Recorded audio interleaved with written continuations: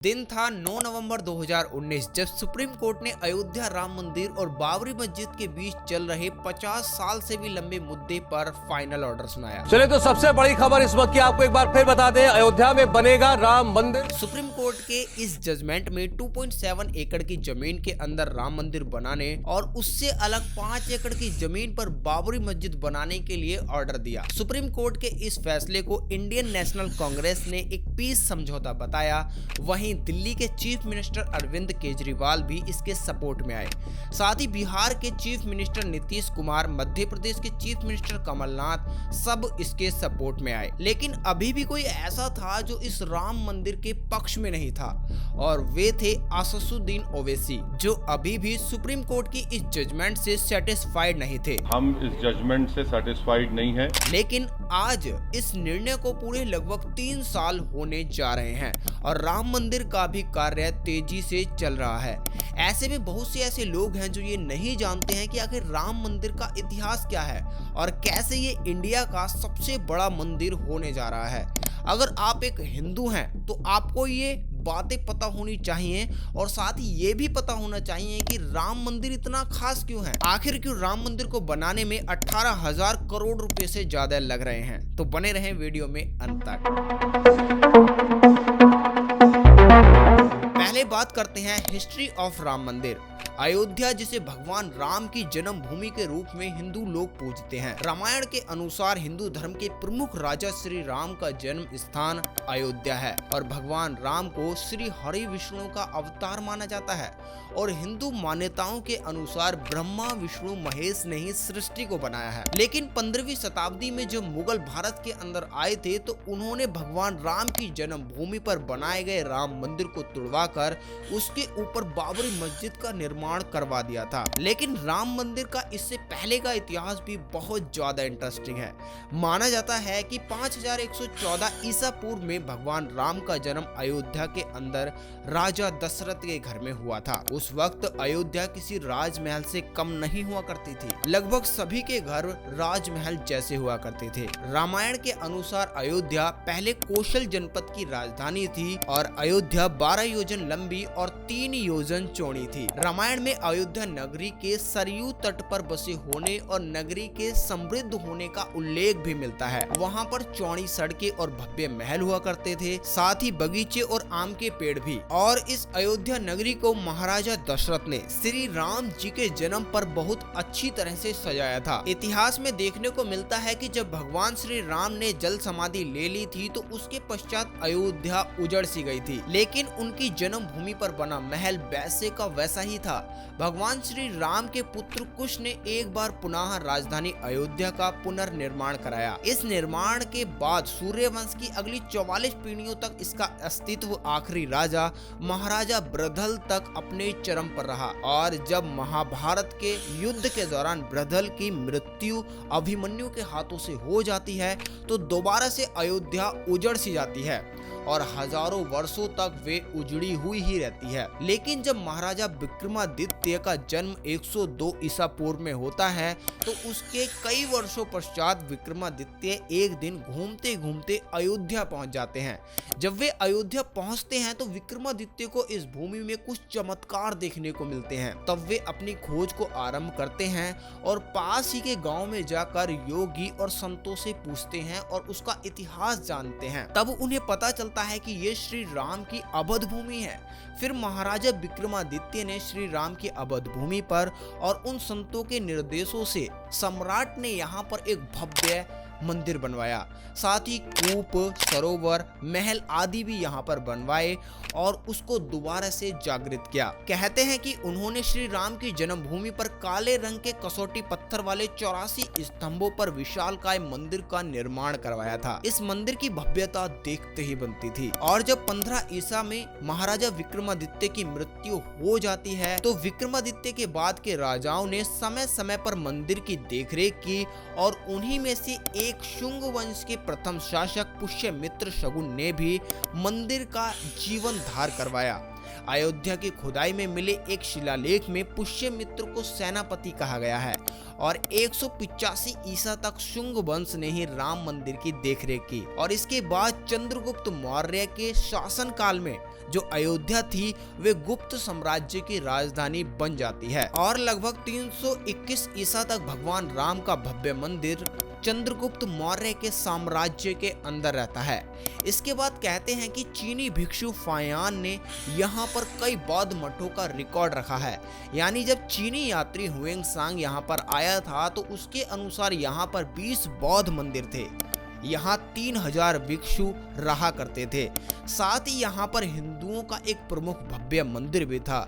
यहाँ रोज हजारों की संख्या में लोग दर्शन करने आया करते थे और इसे राम मंदिर कहा जाता था। और ये बात 600 ईसा की है, जिस वक्त गौतम बुद्ध के साम्राज्य की पुष्टि होती है। फिर इसके बाद इतिहास में 11वीं शताब्दी का दौर आता है और 11वीं शताब्दी में कन्नौज नरेश जयचंद आते हैं तो उन्होंने राम मंदिर पर मौजूद सम्राट विक्रमादित्य के शिलालेखों पर अपना नाम लिखवा दिया और अपने नाम के नए नए शिलालेख भी वहां पर लगवाए। यानी उन्होंने काफी समय तक मंदिर की देखरेख की। लेकिन पानीपत के युद्ध के बाद भी जयचंद का भी अंत हो जाता है। इसके बाद भारतवर्ष पर आक्रांताओं का आक्रमण बढ़ जाता है। धीरे धीरे मुस्लिमों का इंडिया के अंदर आगमन होता है और आक्रमण और युद्ध के बाद काशी, मथुरा और अयोध्या में लूटपाट होती है। बहुत सारे पुजारियों की हत्या की जाती है और मूर्तियों को तोड़ा जाता है। लेकिन 14वीं शताब्दी तक वे अयोध्या में मौजूद राम मंदिर को तोड़ने में असफल रहते हैं।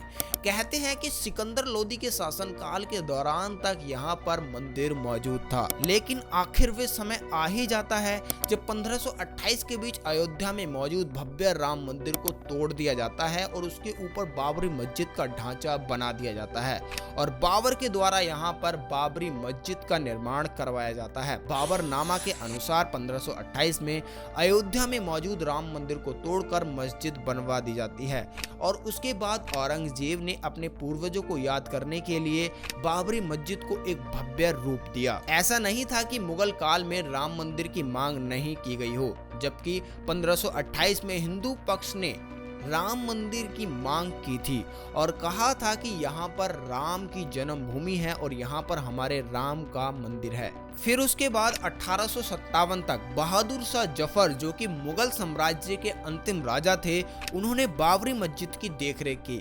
लेकिन जैसे ही अंग्रेजों का शासन आता है तो वो 1853 में इस जगह के आसपास पहली बार दंगे देखते हैं और फिर 1859 में अंग्रेजी प्रशासन ने इस विवादित जगह के आसपास बाढ़ लगा दी। मुसलमानों को ढांचे के अंदर और हिंदुओं को बाहर चबूतरे पर पूजा करने की इजाजत दी गई और लगभग 100 सालों तक ऐसा ही चलता रहा। फिर 1949 में जब हमारा देश आजाद होता है, असली विवाद तब शुरू होता है।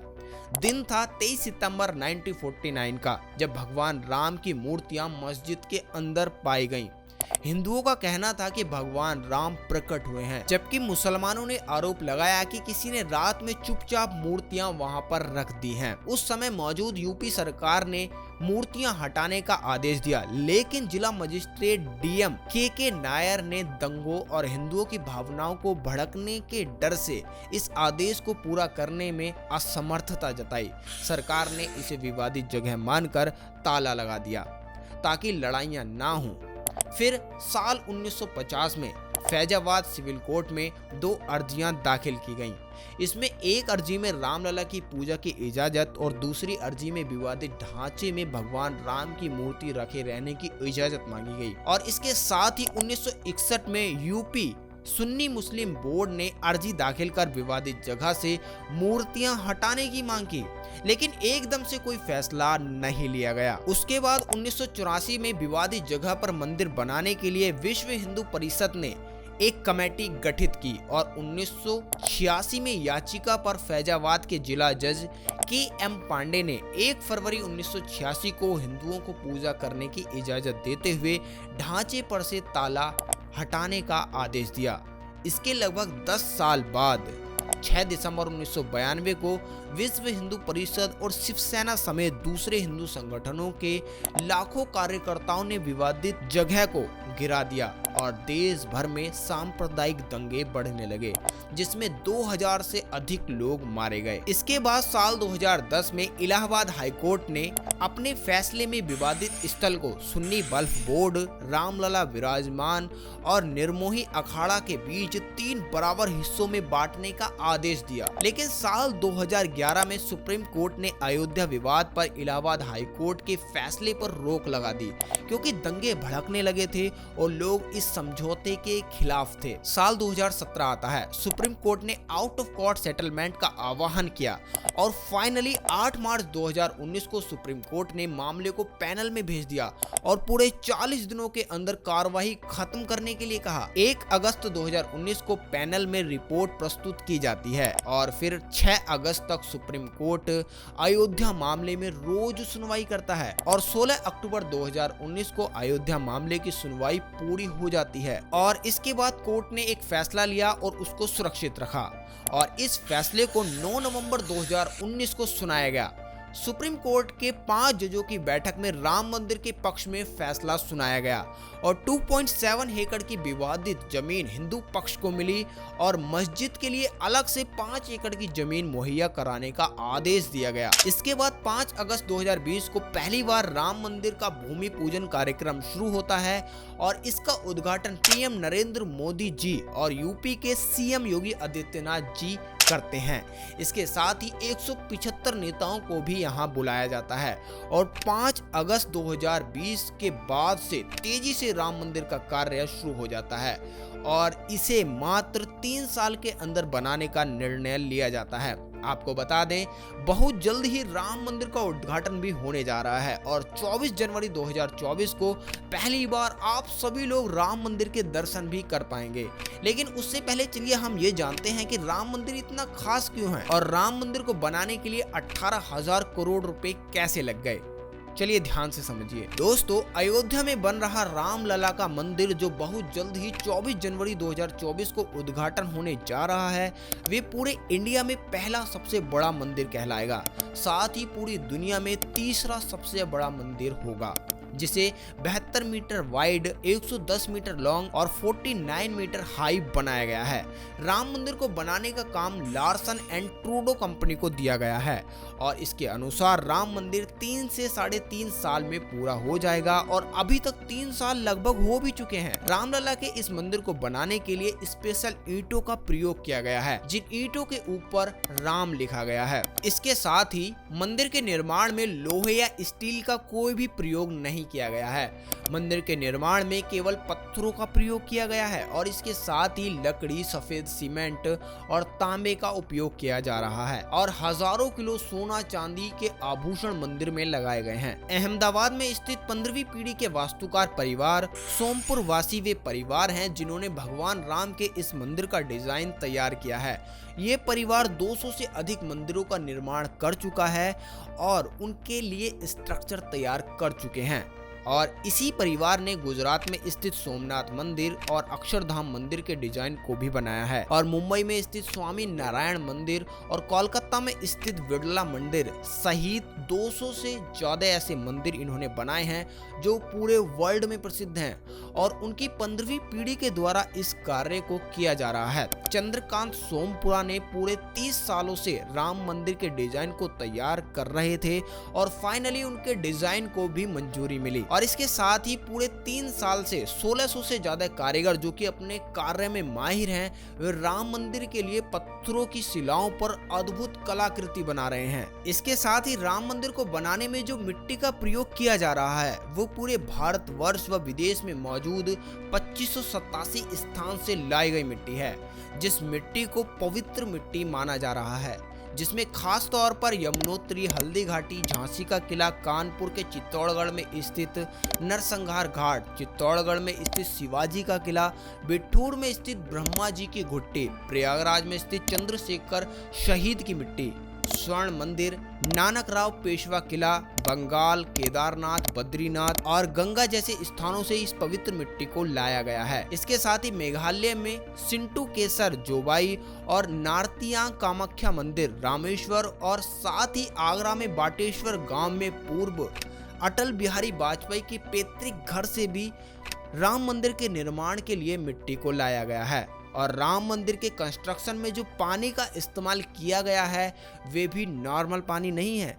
इसके लिए पूरे भारतवर्ष में मौजूद 150 नदियों के पवित्र जल का इस्तेमाल किया गया है, जिसमें प्रमुख 3 समुद्र, श्रीलंका के 16 स्थानों का पवित्र जल, 8 नदियों का पवित्र जल, इसके अतिरिक्त मानसरोवर पवित्र जल, मेघालय में स्थित जयंतिया हिल्स का पवित्र जल, 600 साल पुराना दुर्गा मंदिर में स्थित पवित्र जल, साथ ही गंगा, यमुना, सरस्वती, इन सभी जगहों के पवित्र जल को इकट्ठा करके राम मंदिर को बनाया गया है। राम मंदिर जहां पर बन रहा है उसके नीचे 2000 फीट की गहराई में टाइम कैप्सूल को रखा गया है। इस कैप्सूल को रखने का मकसद है कि यदि सालों साल बाद भी कोई श्री राम जन्मभूमि के बारे में जानना चाहे तो वे जान सकता है। कैप्सूल में राम जन्मभूमि अयोध्या और भगवान राम से संबंधित तथ्य उसके अंदर डाले गए हैं, जिसे टाइम कैप्सूल का नाम दिया गया है। इसके साथ ही शालिग्राम पत्थरों को नेपाल के मुक्तिनाथ क्षेत्र में स्थित